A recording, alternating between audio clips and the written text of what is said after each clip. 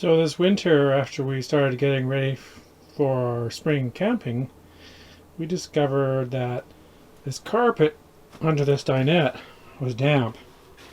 And, well, that's not a good discovery. So we did some digging, and I guess this is a common problem with some of these slide outs and the way the water runs down the outside. We believe it's coming in against the bottom of the wall down there. That's where the so that board there has some stain on the bottom of it, and we'll show you from the outside what is happening. And this seems to be a common thing, like I mentioned earlier, and other people have a solution for it, and it's called a slide out ski, and we'll show you what that is later. So you can see the water stains.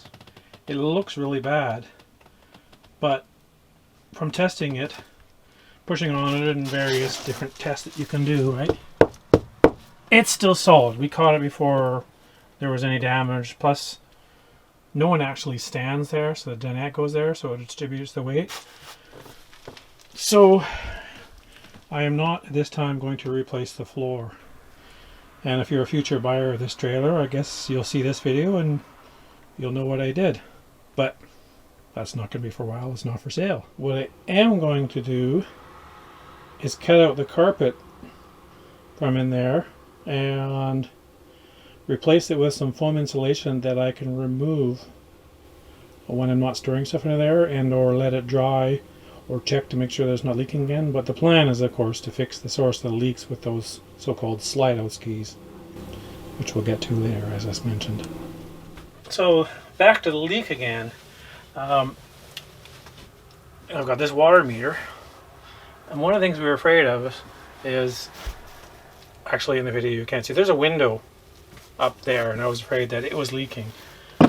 And if we put that on the water meter on here, there's nothing unusual about the moisture content in this wall. So there's no water running down this wall, which is cool. Now if I put it on the floor, of course, you know, it's still a bit damp. It's going to beep at me if I find a really wet spot. Alright, I started putting in these slide out skis, and I realized I was going to videotape it to show you guys how it's done.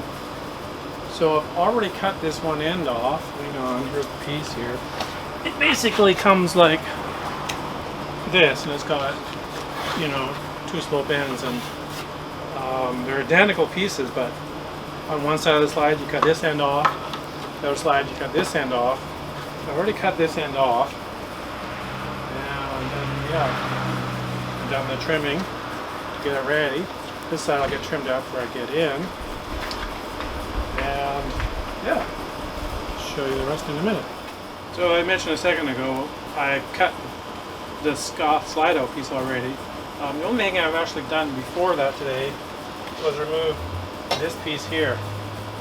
Both on there, and it slides into the rivets. And yeah, so that's off, and it's cleaned up. Got the old silicone off. I'll have to wash it before I glue it on, back again, seal it on again. So anyways, that's been removed. One of the screws you have to get from inside the trailer, so you got to crank the slide in about 8 inches and get your hand around there, and I had to use a mirror to find it, and it was a bit fun, but I got it.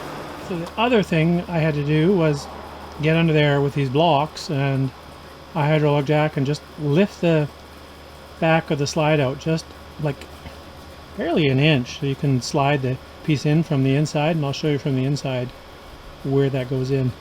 Yeah, like all this contraption of blocks piled up pretty high, but I got it done, or I got it jacked up. Okay, it's quiet in here because I don't have to, you don't have to listen to the air conditioning that was blowing behind my back in those last shots. But anyways, so the slide just goes down under here. You'll just see that it goes under. You have to give it a little bit of help to get it under, and then away it goes into the spot. And I'll have to go outside to fish it around those wires and then seal it off. So that's how it goes in. Now, I am going to use the tape that they supplied to glue it in, and then I'm going to seal it as well. We'll get to that in a second. And yeah, I didn't actually have to remove the dinette here, but I was still letting the floor dry. On the last shot you saw that it was kind of wet, but it was intact, so I left it out. But turns out it's not in the way, so that's cool. So Duoform supplies you with a tape, and they tell you to put it 1/4 inch from the edge.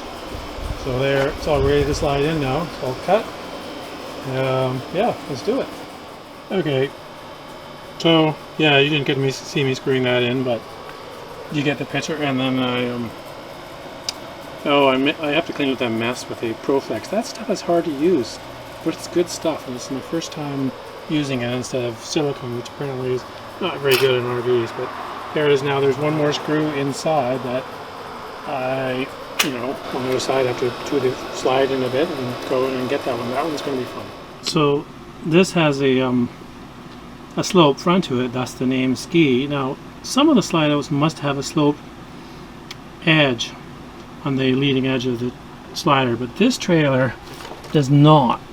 It's flat there, so I don't really need this slope, so I'm going to cut some of it off. Oh, I had the camera pointed off in the wide angle there, and I don't know how much. If you go over here, here's a bit of nausea for y'all. Yeah, I'll cut that one back a bit, and use the different. I'm not going to use that white glue again, but no one's going to see it. I don't know, I might cut some more of this off. I'm not sure. Once I cut it off, though, it's like you can't ever get it back, so we'll see. But yeah, it's supposed to ride up over the carpet, so you don't want to cut it all off, otherwise it'll dig in. So there we go. I'm all done, except for that trimming I mentioned.